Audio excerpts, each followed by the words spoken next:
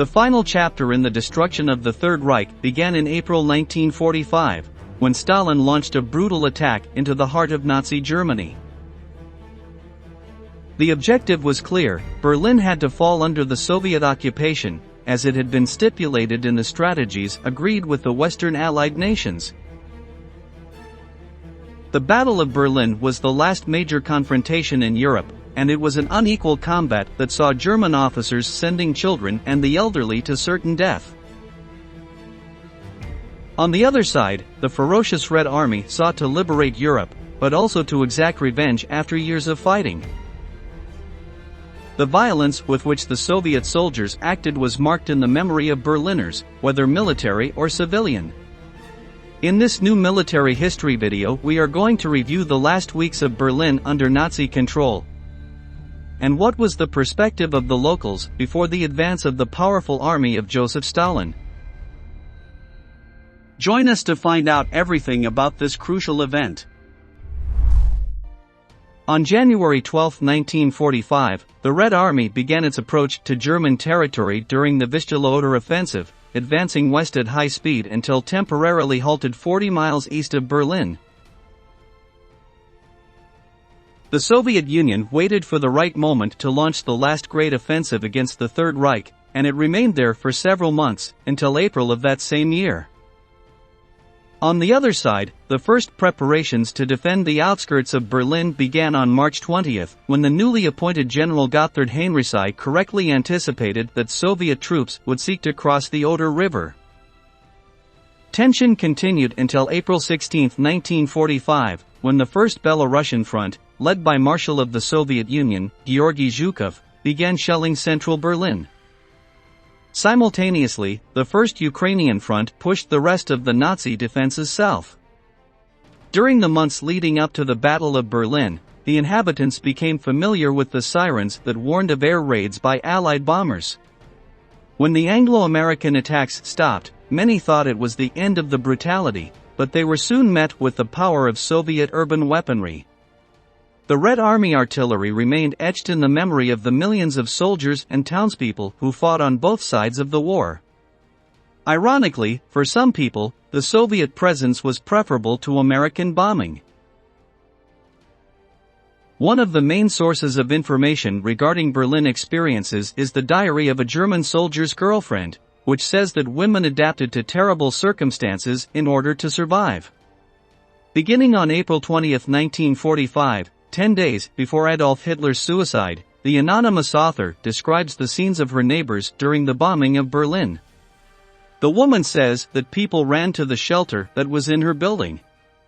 She also describes 3 elderly sisters who remained in each other's arms all the time and used to joke, "Better a Ruskie on top than a Yankee on the head." In other words, that it was preferable to be raped by members of the Red Army than to be pulverized by American bombing. April 22, 1945, was a special morning for the Germans in Berlin. That day they woke up with the typical ration of 200 grams of bread, 36 grams of meat and 18 grams of lard, but in addition, the Führer sent a blunt statement: anyone who proposes or approves measures that go against our power or resilience is a traitor, and will be shot or hanged immediately. The atmosphere in the city became apocalyptic, with executions and torture of the Germans themselves at the hands of the SS. Soon even children and grandparents were called upon to defend the city with little hope of survival. Werner Eckert, who lived through the Battle of Berlin as a child, recalls, "Anyone who put a white armband to surrender was executed by the SS. I saw the corpses hanging in the city. I even had to write a poster for one of them. It said, 'I am a coward, and I wanted to lead the Third Reich to communism.' It was the worst thing I experienced as a boy." From street to street, from house to house, the Russian troops fought their way to reach Hitler's chancellery in the heart of the capital. The Third Reich was finished. It was the end of the reign of terror, or so it seemed. We tried to look as unattractive as possible before the Soviets came. We hurt our faces, we covered ourselves in dust and coal. We huddled together in droves and trembled to appear ill. "We were scared to see the Red Army soldiers," recalls Dorothea von Schwanenflügel, a 29-year-old mother who lived in Berlin with her daughter. In Treptower Park, on the outskirts of Berlin, stands a statue about 12 meters high. It is the representation of a Soviet soldier with a sword in one hand and a German girl in the other, stepping on a broken swastika. This marks the place where 5,000 of the 80,000 Red Army soldiers who fell in Berlin between April 16 and May 2, 1945 died. The proportion of the monument seeks to reflect the scale of the sacrifice. The inscription indicates that the Soviet people helped save European civilization from fascism and the horrors it entailed. For others, more ironically, it is also a monument to the rapist soldiers who took advantage of the chaos of the ruined capital. There are records of countless cases of sexual violence committed by Red Army troops in the German capital, as if the vexation were part of the revenge promised to the infamous Third Reich. The Russian media often describe these claims as Western myths that seek to disqualify the enormous Soviet sacrifice during World War II, but the truth is that these crimes were also recorded in the diaries of several young Soviet soldiers. One of the most famous sources is the diary of the young Ukrainian Lieutenant Vladimir Gelfand, who describes with brutal frankness his experiences on the European fronts. In February 1945, Gelfand was stationed near the dam on the Oder River, where the army was preparing for the final blow on Berlin. There he tells how his comrades surrounded and annihilated battalions of German women fighters. "The German cats we captured said they were avenging their dead husbands," the lieutenant writes. "We must destroy them without mercy. Our soldiers suggest stabbing them in their genitals, but I would only execute them."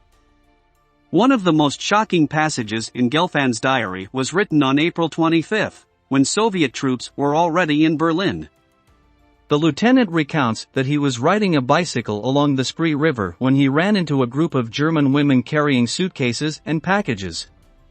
With his precarious German, the soldier asked where they were going.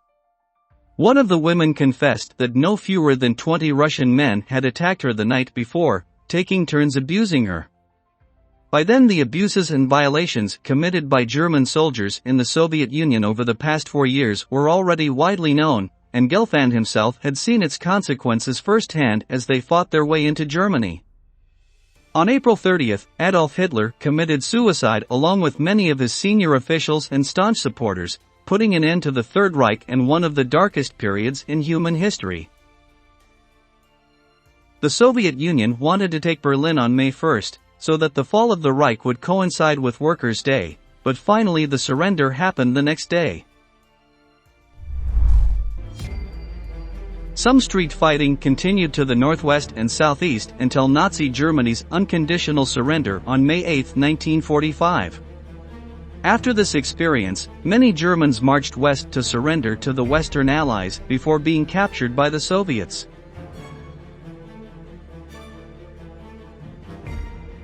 We have reached the end of this video. Remember to subscribe and activate notifications to keep up to date with all our news. For the moment, we say goodbye until the next installment of Military History.